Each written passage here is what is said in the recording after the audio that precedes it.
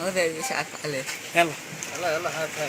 قلت بسم الله نبدأ باسمه والوالي الوحيد الغادر ما نعبد إلها غيره دي يعلم، وهو الباصر يرحمني ويعفي عني يوم الكون ذا يتناثره المحي وهو المميت تحييها عظاما. ناخر يا دي تستجيب الدعوة دي للذنب أنت غافر وأنت دي ملكت الدنيا للسبع السمنته فاطر أنت دي تلبي عبدك المظلوم أنت الناصر والظالم جهنم ناره والعاصي مكانه خاسر بعد الآن قومي الهاجس لا تبخل على أبو ساهر هات بيات لي من فضلك وزمن الاشتهاء كالطاير من هذا الحكومة راسي يضربني وعيني ساهر والقلب اشتعل في حزانه بالي ما سليله خاطر اشط الظلم دي سويته وما يرضى به الا الكافر بدء الله ان يهلككم يا شل عصابه فاجر تفتحون دم المسلم دي قلبه ونفسه طاهر ما نصبر على ذا الباطل هذا قلام مبشع ناكر والرئيس وسط يتفرق لا يقدم ولا يستاخر هو اللي باعنا للوحده مثل المشتري والتاجر والدلال دي ثمنا من سعر الريال الباير ما فكر بناسه نفسه انه شخص فاهم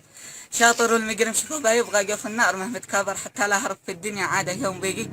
اخر قم يا مرسلي واستعجل من قبل الصباح الباكر جاهز بالورق والبركه الوعزم الربوع الظاهر شل الخط واستعجل به لا ديرة ادي بالشاعر لا غاسم مسلم مني تسليم نروده زاهر ساعة ما تصلى عنده يردف له السلام العاطر قل له كيف عاد احواله هل هي عاطله وصابر على ذا الباطل صابر والحموله جاير من الوحده معاشي وحده بيرجع علي فالناصر قل له معانا يشرع الشعب الجنوبي ثاير من داخل عدل المهره للضالع وشبه حاضر البركان فيه تفجر حامي قمر هاي الطاير قالوا ننتصر ونقتل ضد العدو والمتآمر لكن ما يهمونا شي قد فهمنا يناير والمحتل دي في أرضي من بكرة غده بيغادر قلنا للشمال يعطف قدام الطريق الدامر الساعة 8 دارت واليوم المحدد داير من ليلة حصل موعدهم الموسم قرح والتاير والأسلاك خالفناها والشرف تشتعل في الواير من داخل عدل أعلنها من حشد السحب قاماطر والجمهور دي داخلها دبل في المربع 10 خدرنا وشل الثروة هذا اللي ينهبها ساحر بالروس الولع والنقفة خل الشعب كله ساكر يا غاسم مكانك وحده ايش من فائد في التخاصر غير الطالعة والنازل رجلك متعبها